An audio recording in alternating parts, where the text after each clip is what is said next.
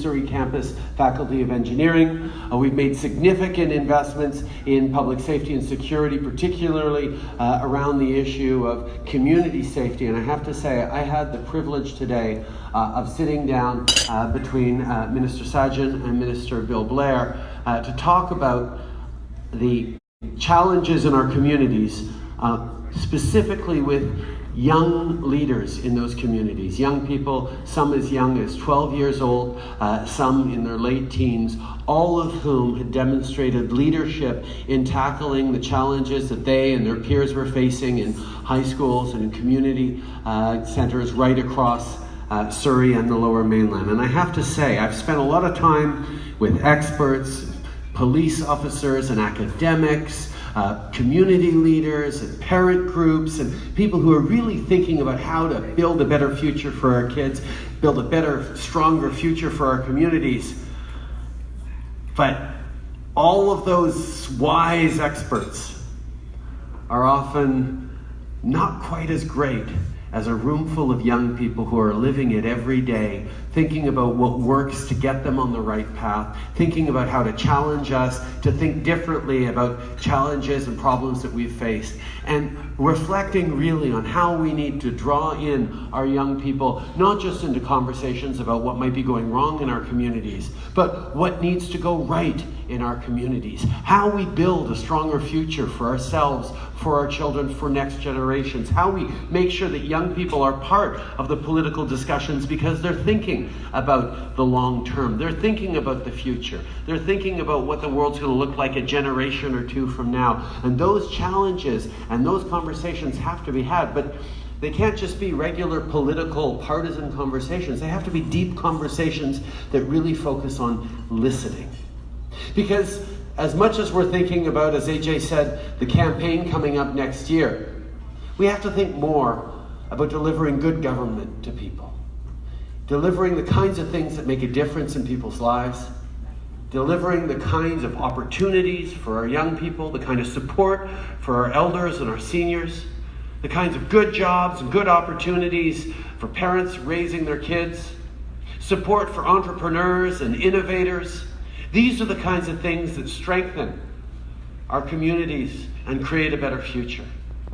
And there's a tendency in politics these days to simplify things, to make everything look like black or white. You're on one side of the issue or you're on the other side of the issue. And there's certainly a market for trying to scare people one way or make them angry in another way. It's always been harder to try and pull people together and offer reasonable solutions. People protest, no, no, no. People protest, yes, yes, yes. Nobody's standing out there going, make a decent compromise. Choose the reasonable path. But that's what we do.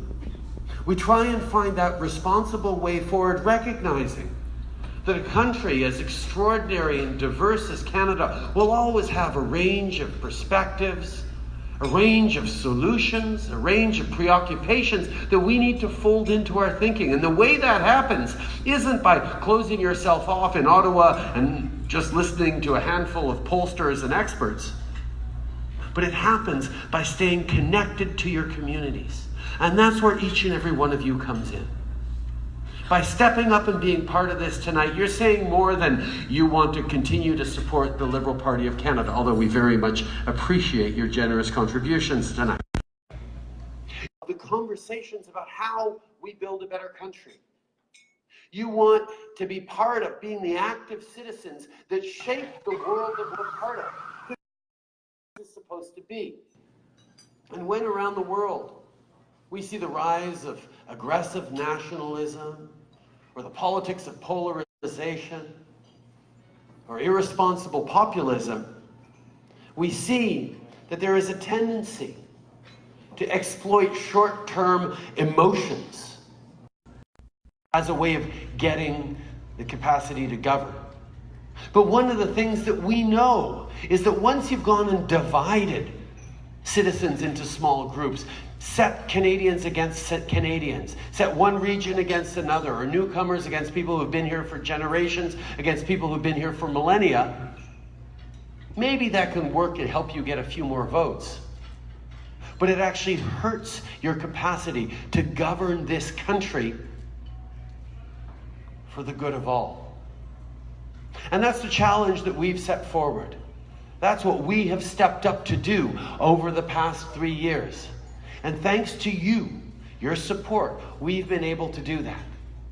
And if you remember from the 2015 election, we really felt that we could demonstrate that you could win an election by staying positive, by not attacking your opponents personally, by, yes, being sharp about the distinctions between, different positions on policy, but never trying to drag people down into the politics of opposition, the politics of nastiness, negativity, division.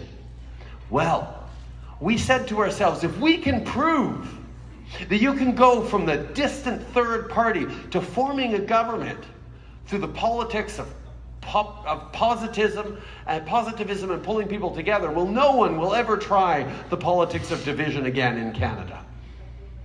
We were right about so many things, it's just unfortunately we were wrong about that.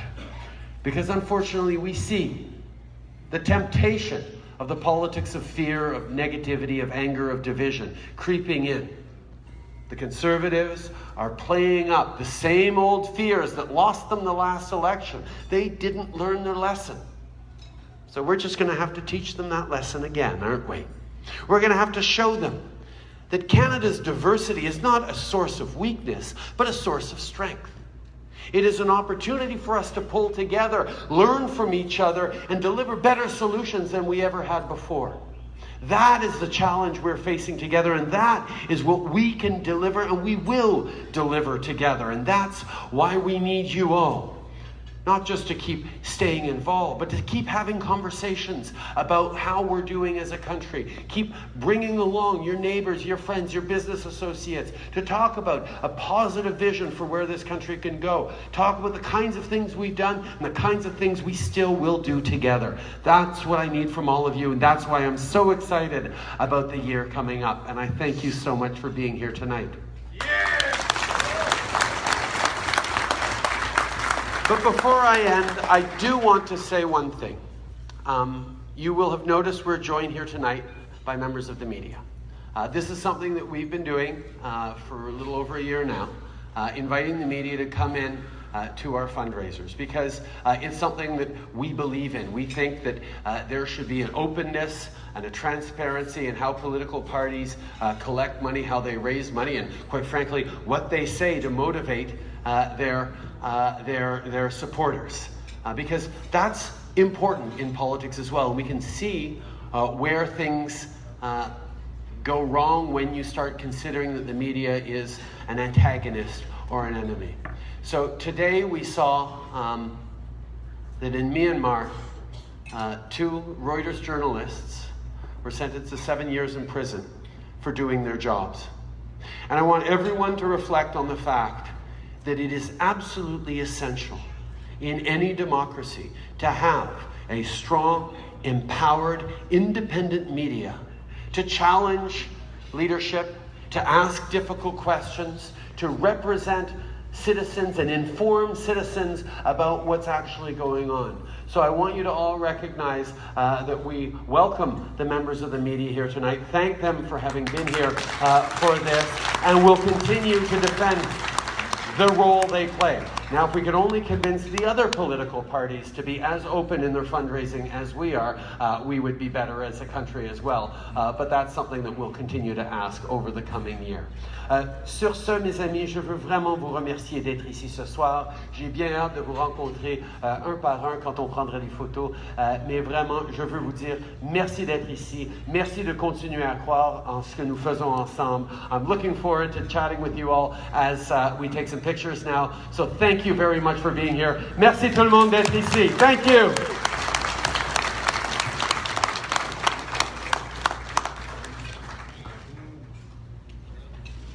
Good evening, Prime Minister. Welcome to Surrey Newton. You've been here like your first home. Prime Minister, I'm very proud and I want to thank you for your great speech, your passion, and your leadership. I remember those old opposition days when I was privileged to share the desk in the House of Commons with the Prime Minister. I can tell you one thing. He was more important than me in those days because he sat in front of me, yes. The Prime Minister is always important. But I tell you that I saw him, how he worked, how passionately he been a force of good in people's lives. He has lived that. And I'm very proud that he's here today. And on behalf of all of you, I want to thank you, Prime Minister, for providing a strong leadership, and you genuinely been with the community. As I said, it's your first home for many, many years, and looking forward to working with you in the coming years. And I want to thank AJ for co-hosting this event tonight. AJ, young people like him, we certainly need to get involved. We have to inspire them, we have to encourage them, so they are the leaders of today and tomorrow. AJ, thank you very much. And I also want to thank my daughter, Kira. Kira, I'm very proud of you. Not that you are going to be a successful, passionate neonatologist, but I tell you, Kira, you stood with me when I was on the lowest part of my training.